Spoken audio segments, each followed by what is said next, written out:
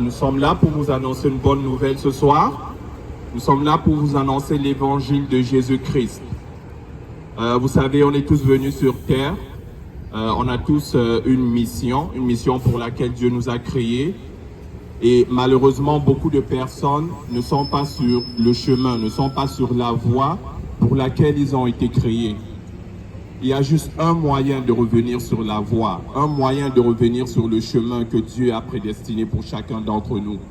Et ce moyen, c'est Jésus-Christ. Jésus-Christ a dit, je suis le chemin, je suis la vérité et je suis la vie. Nul ne va au Père que passant par Jésus-Christ.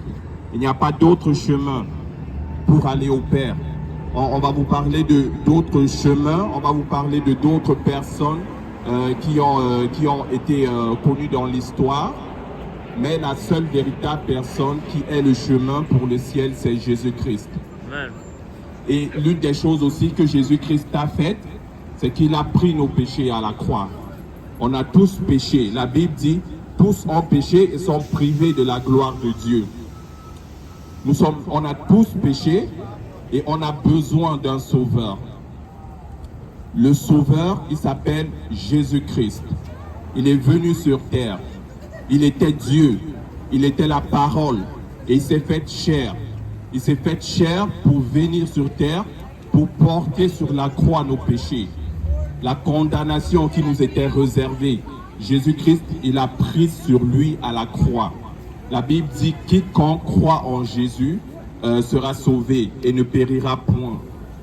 Donc Jésus-Christ est la solution au péché.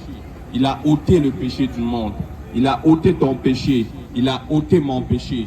Mais la chose qu'il faut qu'on fasse, c'est qu'on reconnaisse que Jésus-Christ est venu. Qu'on reconnaisse que Jésus-Christ s'est sacrifié. Qu'on reconnaisse que Jésus-Christ a donné sa vie pour nous.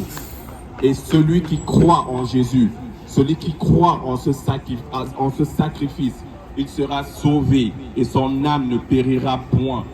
Parce que oui, si vous mourrez dans l'état de pécheur, malheureusement vous serez séparés de Dieu pour toujours. Il y a un lieu qui s'appelle l'enfer. Et ce lieu, toute personne qui a refusé le sacrifice de Jésus, malheureusement, c'est dans ce lieu qu'il finira. Mais comme je vous dis, on est là avec une bonne nouvelle. On n'est pas là avec un message de condamnation. Mais on est là pour vous apporter la bonne nouvelle de l'évangile. Le salut est disponible. Le salut est disponible pour chacun d'entre nous. Et ce salut se trouve en Jésus-Christ.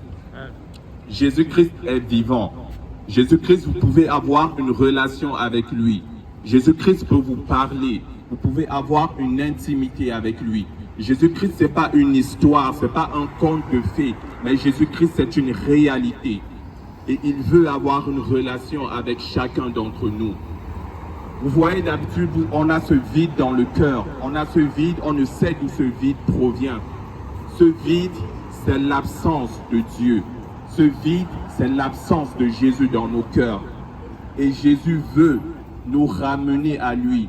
Jésus-Christ veut combler ce vide qu'on ressent, ce vide qu'on va essayer de combler par l'alcool, ce vide qu'on va essayer de combler par le sexe, qu'on va essayer de combler par la drogue, qu'on va essayer de combler par la méditation ou quoi que ce soit.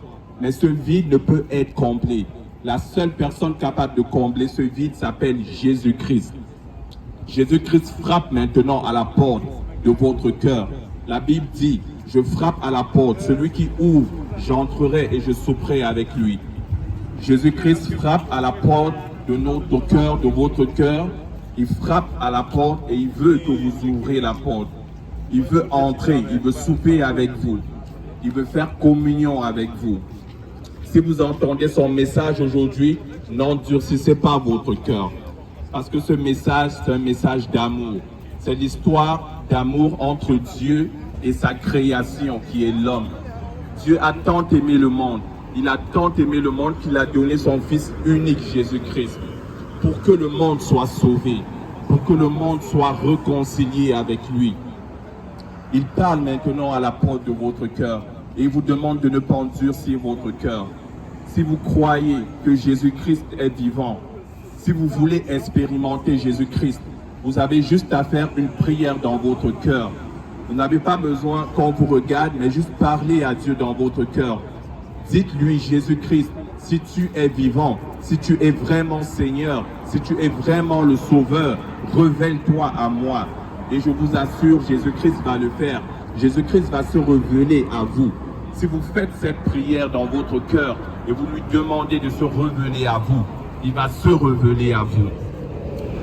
J'aimerais vraiment vous encourager à chercher Jésus-Christ, chercher la face de Dieu. Et vous allez rencontrer cette personne, vous allez rencontrer cette personne merveilleuse, cette personne qui est venue sur terre, cette personne qui a vécu parmi nous, cette personne qui s'est fait humble alors que cette personne était Dieu. Donc, je vous remercie beaucoup, soyez bénis.